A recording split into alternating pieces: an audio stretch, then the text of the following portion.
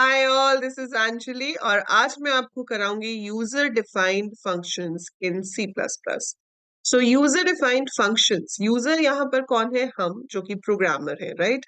So when we talk about user defined functions means as a programmer आपको functions क्यों बनाने होते हैं और कैसे बनाने होते हैं। देखो, फंक्शंस क्या होते हैं? फंक्शंस को हम डिफाइन करते हैं as named block of statements. ठीक है, functions are defined as named block of statements which are used to perform a specific task. जब उन्हें कॉल किया जाता है तो उनको जो भी काम दिया गया है वो उस काम को कंप्लीट करते हैं, राइट? जैसे कि आपके पास बने बनाए फंक्शंस हैं, लाइक यू हैव SQRT जो कि square root of a number calculate करके देता है, POW है जो कि आपको पावर कैलकुलेट करके देता है। Then we have different functions for different other purposes, printing के लिए, इनपुट के लिए भी आपके पास फंक्शंस हैं जैसे कि gets, get line and all.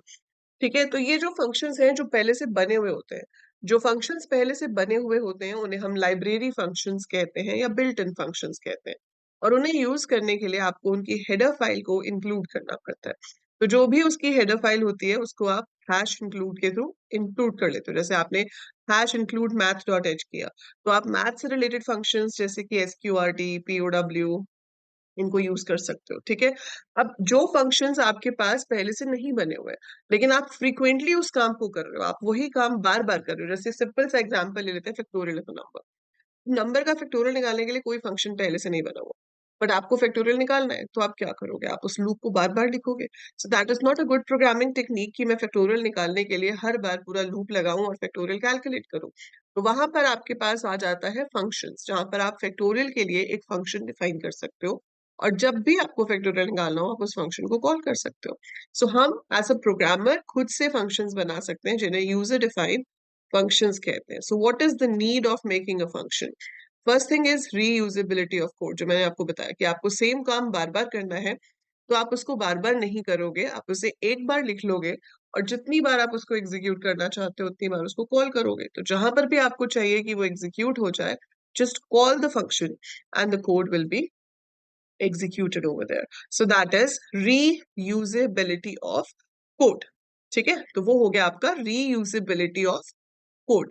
Reusability of code के बाद क्या है? Complexity is reduced. कि अगर मेरे पास एक बहुत बड़ा प्रोग्राम है जिसमें हम बहुत कुछ कर रहे हैं, उसको हम छोटे छोटे पार्ट्स में डिवाइड करते हैं, मैं उस बड़े टास्क को छोटे पार्ट्स में डिवाइड कर देती हूँ, तो कॉम्प्लेक्सिटी जो है कोड की वो रिड्यूस हो जाती है। Complexity of the program is reduced, right? कि आपने बहुत बड़ी प्रॉब्लम को छोटे छोटे पार्ट्स में डिवाइड कर दिया तो उन छोटे पार्ट्स को कोड करना, उन छोटे पार्ट्स को मैनेज करना इजी हो जाता है। और अगर बाय चांस किसी में गलती आ रही है तो वो गलती ढूंढना भी इजी हो जाता है। So debugging becomes easier. So bug का मतलब होता है error in a code and debugging means finding out and correcting the errors. So debugging also becomes easier. So ये तो फायदे हैं यूजर डिफाइंड फंक्शंस के। तो आज की वीडियो में हम क्या क्या पढ़ने वाले हैं?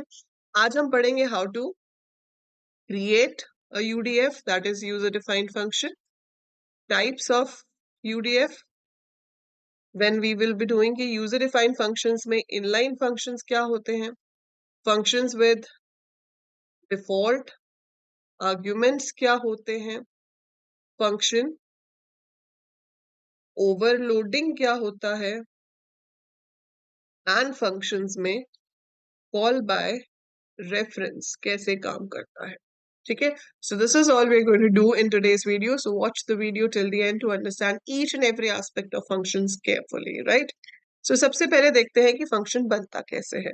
so फंक्शन बनाने में 3 स्टेप्स होते हैं। पहला स्टेप होता है फंक्शन प्रोटोटाइप, या जिसे हम फंक्शन डेक्लरेशन कहते हैं। So it's called function prototype और function declaration. So function prototype और डेक्लरेशन हो गया। सेकेंड स्टेप हो गया आपका फंक्शन कॉल। जहां पर भी आपको चाहिए आप फंक्शन को कॉल करोगे ताकि वो एग्जीक्यूट हो। And then we have function definition.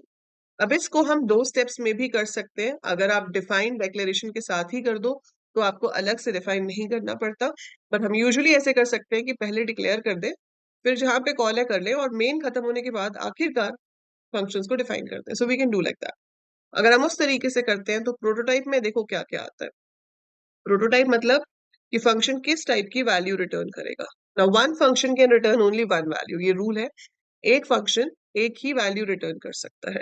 So one function can return only one value, so we write return type. Then we write name of the function, sum function का नाम देते हैं, round bracket में हम list of arguments देते हैं and we put a semicolon at the end. अगर आपने यहाँ रिटर्न टाइप में कुछ भी नहीं लिखा है, so by default it is taken as integer, कि आपका जो फंक्शन है वो कुछ तो कैलकुलेट करेगा और उसके बाद वो कोई वैल्यू वापस देगा। वो जो वैल्यू है वो आपकी बाय डिफॉल्ट इंटीजर होती है। अगर कैर है या कुछ और है तो आप लिख सकते हो। इन केस आप कुछ भी रिटर्न नहीं कर रहे हो, so just write void over there. So void का मतलब होता है VOID। Void is a data type which means nothing. So हम कुछ भी रिटर्न नहीं कर रहे हैं अगर वहां पर वॉइड। सो रिटर्न टाइप आपका हो गया by default integer, right. Now अब आपके पास आता है फंक्शन का नाम। जो नेम है उसके लिए भी वही बेसिक रूल्स हैं कि it should be a valid identifier, उसके अंदर स्पेशल सिंबल स्पेसेस नहीं होने चाहिए, then only alphabets digits and underscore is allowed. पहली पोजीशन पर आपका डिजिट भी नहीं हो सकता है। राउंड ब्रैकेट्स देंगे, लिस्ट ऑफ आर्ग्यूमेंट्स मतलब integer, character, float, what type of value you are passing you have to specify that. और एंड में आपका आना चाहिए semicolon. So semicolon is to mark the end of statement. So जो declaration है उसके पीछे सेमीकोलन जरूर आएगा, डेफिनेशन के पीछे हम नहीं देंगे। So return type, name of the function, bracket में list of arguments, bracket close, ठीक है, एंड अ सेमीकोलन। ये प्रोटोटाइप है।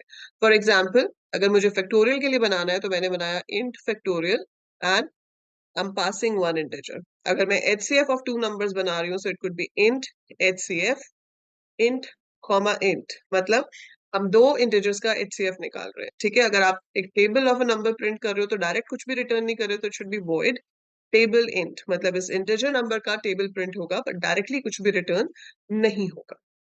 सो this is how we give a prototype. Prototype तो हो गया, ठीक है। फिर जब कॉल होगी, जैसी जरूरत है वैस तरह से आप कॉल कर लेंगे। और जब आप मेन के बाद फंक्शन को डिफाइन करोगे, तो जो फंक्शन डेफिनेशन है उसमें फिर से हम रिटर्न टाइप देते हैं, फंक्शन का नाम देते हैं जो भी आपने ऊपर डिक्लेरेशन में दिया था, ब्रैकेट में list of parameters along with their data type and जो भी नाम आप उसको देना चाहते हो। इसके पीछे सेमीकोलन नहीं आएगा और यहाँ कर्ली ब्रैकेट में मैं स्टेटमेंट्स लिख दूंगी। So I am going to write all the statements here जो मुझे एग्जीक्यूट करानी है जब फंक्शन कॉल हो। तो जब ये फंक्शन कॉल होगा तो इस कर्ली ब्रैकेट्स के अंदर जो भी स्टेटमेंट्स लिखी हैं वो एग्जीक्यूट हो जाएंगी, ठीक है। अब डिपेंडिंग अपॉन दिस कि आपके फंक्शन में कितनी वैल्यूज पास हो रही हैं या वो क्या रिटर्न कर रहा है, तो उसके टाइप्स क्या होते हैं। देखो, एक होता है जिसमें कोई भी आर्ग्यूमेंट पास नहीं हो रहा, no argument passed, no value returned. मतलब हम एक ऐसा फंक्शन कॉल कर रहे हैं जिसको हम ना तो कुछ पास कर रहे हैं ना ही वो कोई डायरेक्ट वैल्यू रिटर्न कर रहा है, लेकिन वो फिर भी अपना काम कर रहा है। जैसे हमारे पास एक फंक्शन होता है CLRSCR, it's in conio dot H, ठीक है। conio डॉट एच की एक हेडर फाइल होती है, उसमें होता है ये क्लियर स्क्रीन। इसका फुल फॉर्म है क्लियर स्क्रीन, CLRSCR। मैं इसकी ब्रैकेट में कुछ भी पास नहीं कर रही हूँ, मतलब कोई आर्ग्यूमेंट पास नहीं हो रहा है, वो वापस भी कुछ नहीं दे रहा है, मैं कहीं रिसीव नहीं कर रही, तो मतलब no value is return. So clear screen का पर्पस क्या है कि स्क्रीन को क्लियर कर दो, तो जो आपकी आउटपुट स्क्रीन होती है ब्लैक, वो स्क्रीन क्लियर हो जाएगी, उस पर जो भी कुछ प्रिंट हुआ हुआ था वो इरेज हो जाएगा, the screen will become black, जो भी प्रिंट होगा वो उसके ऑनवर्ड्स प्रिंट होगा। So this is one example of such a function जहां पर हम कुछ भी पास ना करें और वो कुछ भी हमें रिटर्न नहीं कर, ठीक है। जैसे मुझे एक स्टार्स की लाइन प्रिंट करनी है, 50 स्टार की लाइन मैं बना सकती हूँ और मैंने उसका नाम लिख दिया शो स्टार। अब मुझे पता है कि 50 स्टार्स ही प्रिंट करने हैं, I am not passing anything, not returning anything, लेकिन प्रिंट तो हो रहा है ना, तो अपना काम तो कर ही रहा है, ठीक है। दूसरा केस हो सकता है, आर्ग्यूमेंट्स तो हमने पास किए पर वैल्यू रिटर्न नहीं की, arguments passed, no value return. अब इसी को अगर मैं थोड़ा चेंज कर दूं, शो स्टार को, मैं ये कहती हूँ कि मैं शो स्टार कॉल करूंगी लेकिन मैं बताऊंगी कि कितने स्टार प्रिंट करने हैं। अगर मैं 80 पास करूं तो वो 80 स्टार्स को प्रिंट कर दे, अगर मैं 100 पास करूं तो वो 100 स्टार्स को प्रिंट कर दे, राइट। लेकिन वो डायरेक्टली कुछ भी रिटर्न नहीं कर रहा है, वो डायरेक्टली कुछ भी रिटर्न नहीं कर रहा है, मतलब उसका रिटर्न टाइप वॉइड है, लेकिन आप पैरामीटर आर्ग्यूमेंट जो है वो पास कर रहे हो, तो वो कौन सा केस हो गया, arguments passed but no value return, ठीक है। तीसरा केस क्या होता है कि नो आर्ग्यूमेंट पास्ट, हमने कुछ भी पास नहीं किया, नो आर्ग्यूमेंट पास्ट लेकिन वैल्यू रिटर्न हो रही है, ठीक है।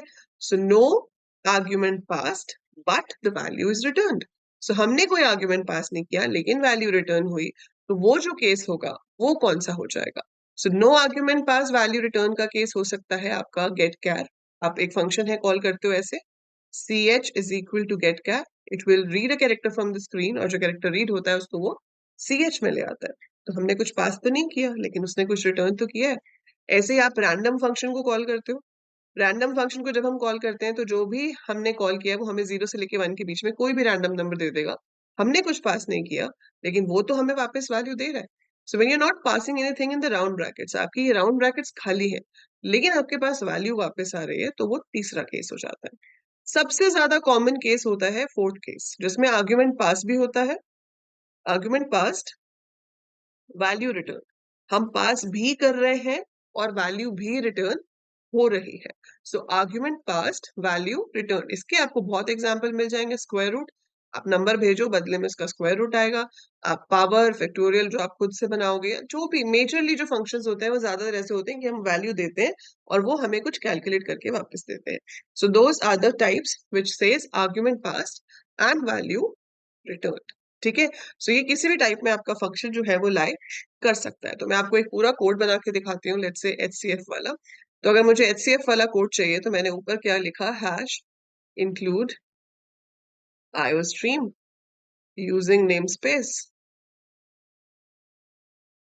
ठीक है, और उसके बाद आपने अपना डिक्लेयर कर दिया इंट रिटर्न टाइप HCF। अगर मैं इसके सामने इंट नहीं भी लिखती तो भी कोई फर्क नहीं पड़ता क्योंकि रिटर्न टाइप इंटीजर ही होता है। फिर मैंने यहाँ पर अपना बनाया मेन, क्योंकि ऊपर मैंने सिर्फ डेक्लेरेशन दी है, दिस इज द प्रोटोटाइप। उसके बाद आपने यहाँ पर A B R ले लिया, यूजर से 2 नंबर पूछ लिए, एंटर 2 नंबर्स। नंबर्स आपके इनपुट होके आ गए A में और B में।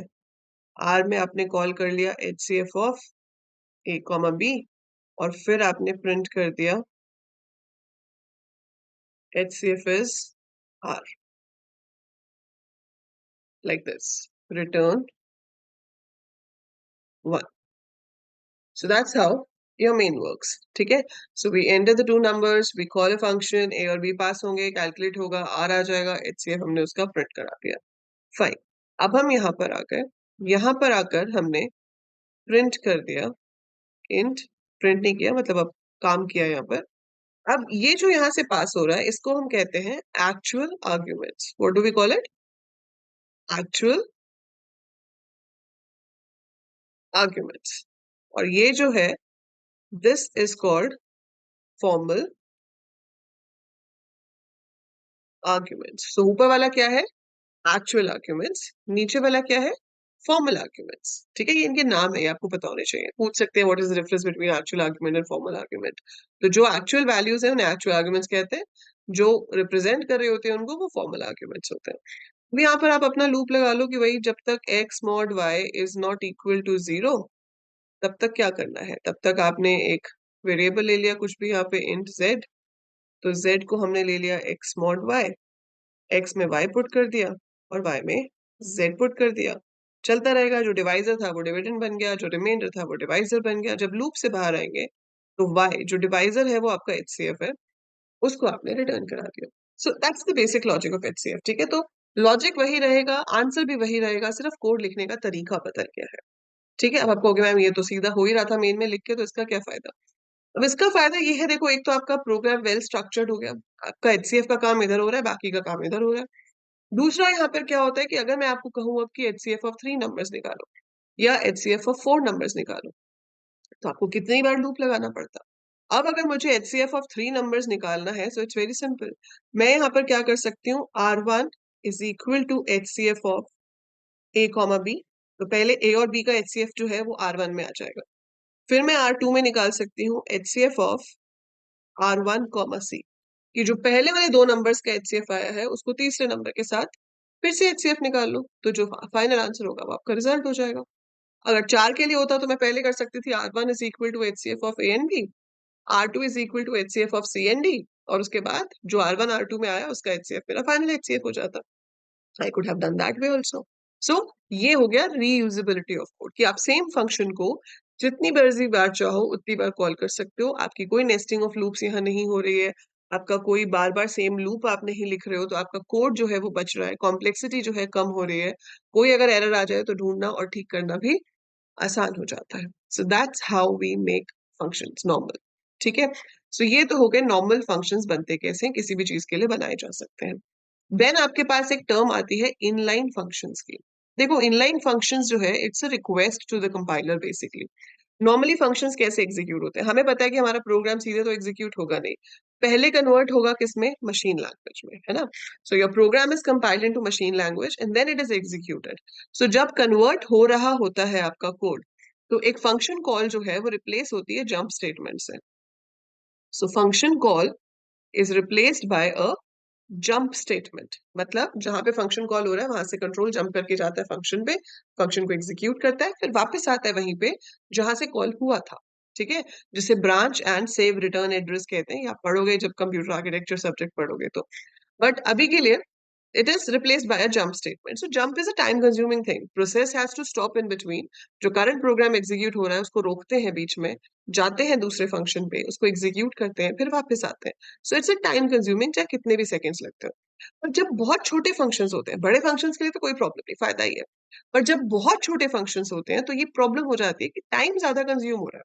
अब वो बार बार जंप कर रहा है 2 लाइन के लिए, वहां जंप करता है वापस आता है, इतना तो मेमोरी नहीं बची जितना हमारा टाइम ज्यादा लग गया। तो वहां पे काम आते हैं inline functions.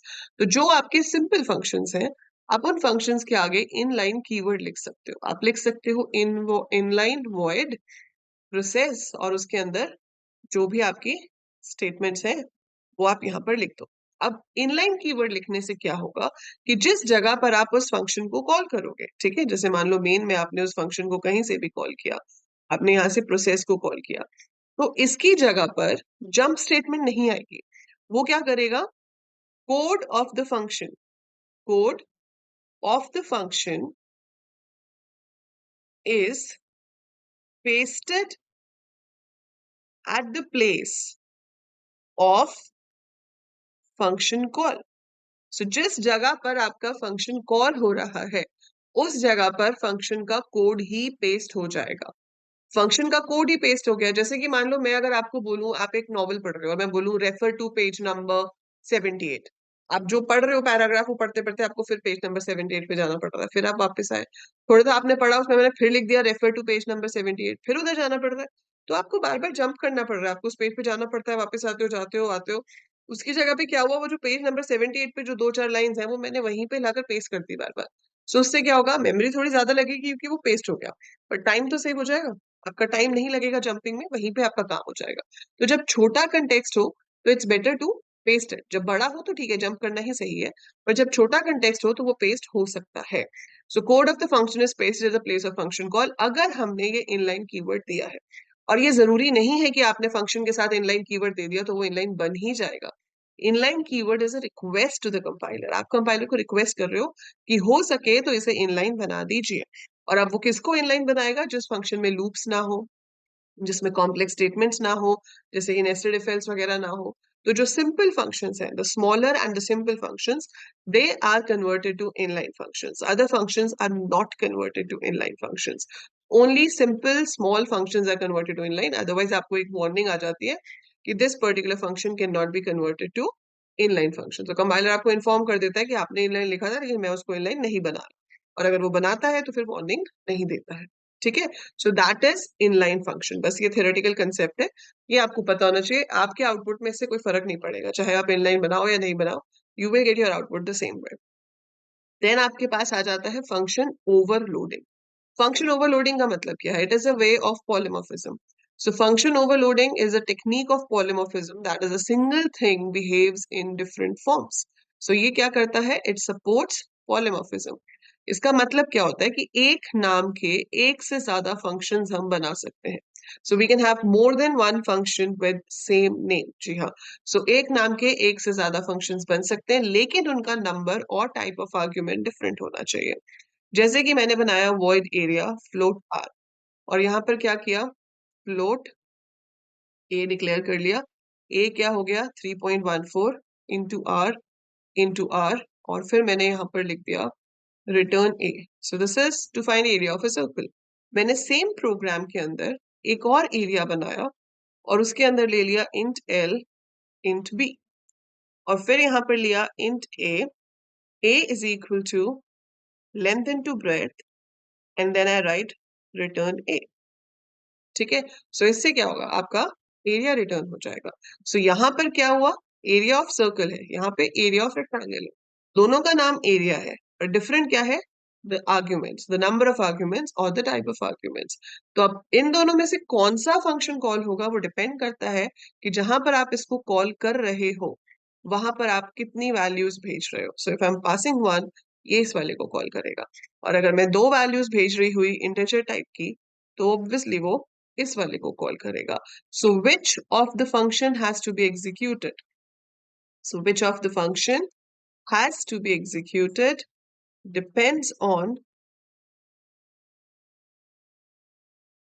The number and type of values passed. ठीक है, so that is called function overloading. So इस चीज को हम फंक्शन ओवरलोडिंग कहते हैं कि एक से ज्यादा फंक्शंस हम बना सकते हैं सेम नाम के, लेकिन नंबर ऑफ आर्ग्यूमेंट्स और टाइप ऑफ आर्ग्यूमेंट्स डिफरेंट होना चाहिए ताकि वो उनको डिफरेंशिएट कर सके। ठीक है, सो दिस इज स्टैटिक और स्टैटिक पॉलीमॉर्फिज्म, जो कि आपके कंपाइल टाइम पे आपको पॉलीमॉर्फिज्म प्रोवाइड कर रही है। इसके बाद आ जाते हैं फंक्शंस विद डिफॉल्ट आर्ग्यूमेंट्स। इसका क्या मतलब है, देखो डिफॉल्ट वो चीज होती है जो देनी ना पड़े, पहले से आ जाए, है ना। सो नॉर्मली जब हम एक फंक्शन बनाते हैं और उसमें हम जितनी भी वैल्यूज लेते हैं those are compulsory to be passed. जैसे कि अगर मैंने एक फंक्शन बनाया, मान लो इंट ग्रेटेस्ट, मैंने यहाँ पर बनाया इंट ग्रेटेस्ट और इस ग्रेटेस्ट फंक्शन में मैंने तीन वैल्यूज रिसीव की, इंट ए, इंट बी, इंट सी। मैं यहीं पे डिफाइन कर रही हूँ। मैंने चेक कर लिया कि भाई ए अगर बी से बड़ा है एंड ए सी से बड़ा है तो A is greatest, I should return a.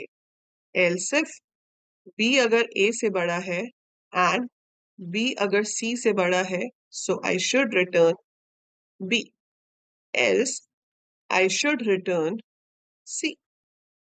So this is normal function, ये नॉर्मल फंक्शन है। अब जब आप इसको मेन में से कॉल करोगे सो इट इज कंपल्सरी कि मैं तीन वैल्यूज भेजूं। अगर मैंने इसको कॉल करते टाइम दो वैल्यूज भेजी, एरर आ जाएगा, चार भेजी तो भी एरर आ जाएगा। सो आपने तीन पैरामीटर्स डिफाइन किए हैं तो तीन ही पास करने भी पड़ेंगे। So if you are taking three parameters we have to pass three parameters, तीन पैरामीटर्स हमें भेजने पड़ेंगे, there is no other option, right. तो यहाँ पर क्या किया जाना चाहिए, यहाँ पर हम ये कर सकते हैं कि भाई ये ग्रेटेस्ट ऑफ टू के लिए भी चल जाए और थ्री के लिए भी चल जाए। तो मैंने क्या किया, int c is equal to 0 लिख दिया। अब अगर मैं यहाँ पर दो वैल्यूज पास करती हूँ तो भी एरर नहीं आएगा, ये काम करेगा। आपने यहाँ पर ये दो वैल्यूज भेजी तो ए में चला जाएगा 10, बी में चला जाएगा 12 और सी अपने आप से ही 0 हो जाएगा, बाय डिफॉल्ट 0 हो जाएगा। तो जरूरी नहीं कि ये 0 ही हो, आप जो डिफॉल्ट वैल्यू चाहो दे सकते हो, व्हाटएवर यू वांट। तीन वैल्यूज अगर आप भेजोगे तो वो तीन के लिए काम करेगा, तो डिफॉल्ट वैल्यू जो है वो ओवरराइट हो जाएगी, उसकी जगह पर मैंने जो वैल्यू भेजी है वो उसको ले लेगा। So it is going to take say 15 over, ठीक है। सो यहाँ और इसमें 10 आ जाएगा।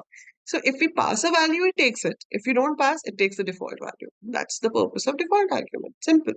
बट इसमें एक रिस्ट्रिक्शन है कि आप डिफॉल्ट वैल्यू सिर्फ राइट साइड से ही दे सकते हो।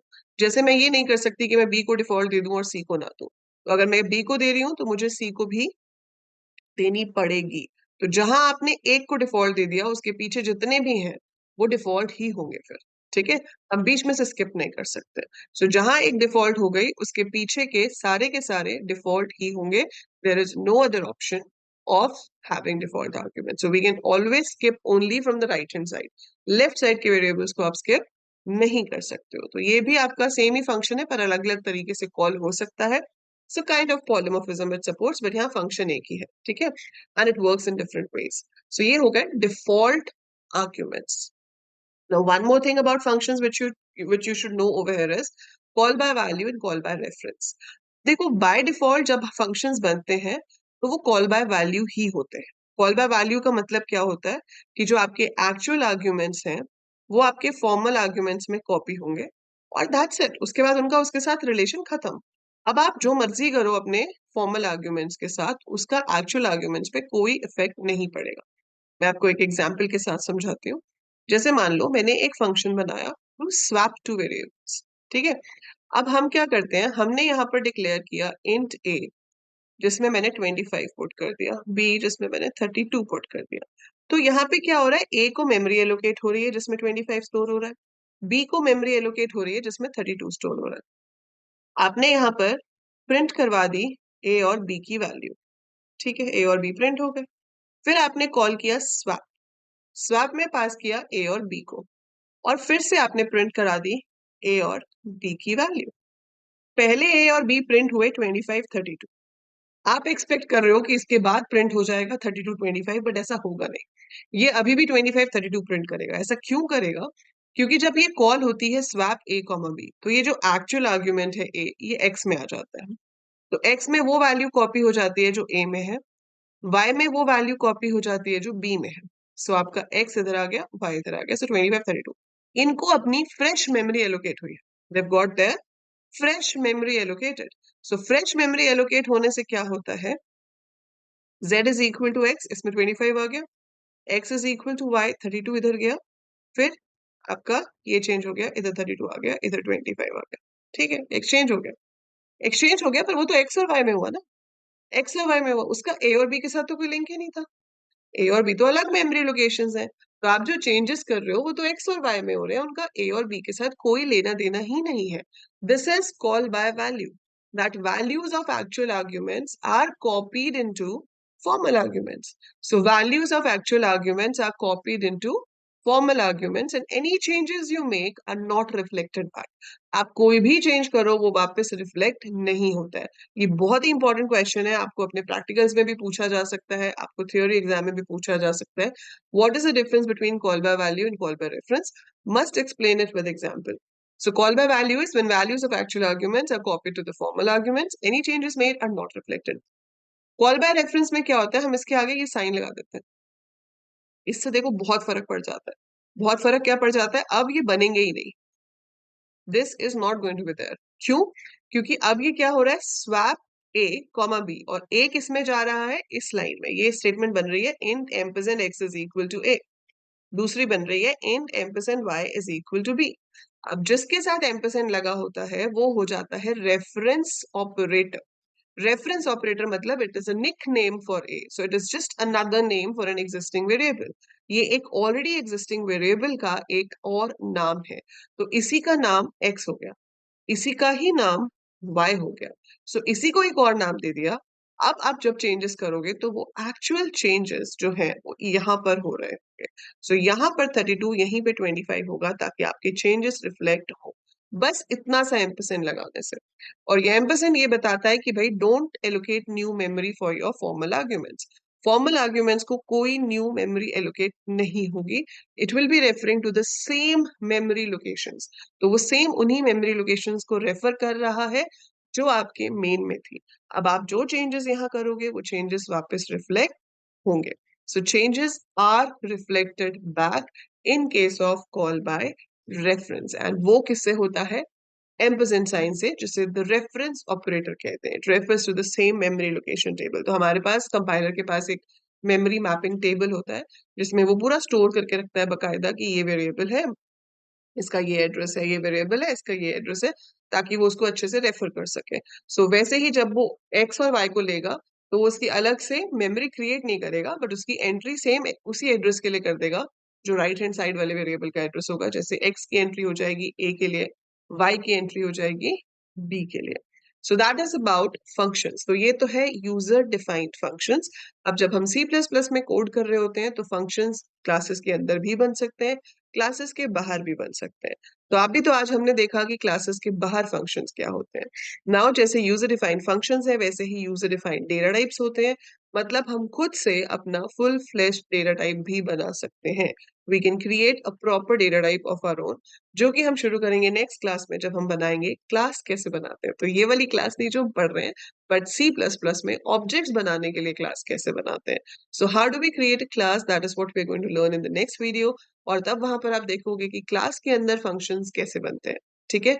और जो इनलाइन फंक्शंस हमने किए थे उसमें एक चीज ये थी कि इनलाइन फंक्शंस इनलाइन कीवर्ड से बनते हैं। दूसरा, आप क्लास के अंदर जिन फंक्शंस को डिफाइन करते हो वो बाय डिफॉल्ट ही इनलाइन ट्रीट किए जाते हैं। So functions defined inside a class are by default treated as inline. I hope ये वीडियो आपको बहुत यूजफुल लगेगी, समझ आए हैं कंसेप्ट। तो do give me a thumbs up and app download कर लीजिए, अपने फ्रेंड्स को भी बोलिए डाउनलोड करने के लिए, because there is not only C plus plus, बहुत कुछ है, सारी लैंग्वेजेस हैं। एंड चैनल को सब्सक्राइब कर लीजिए।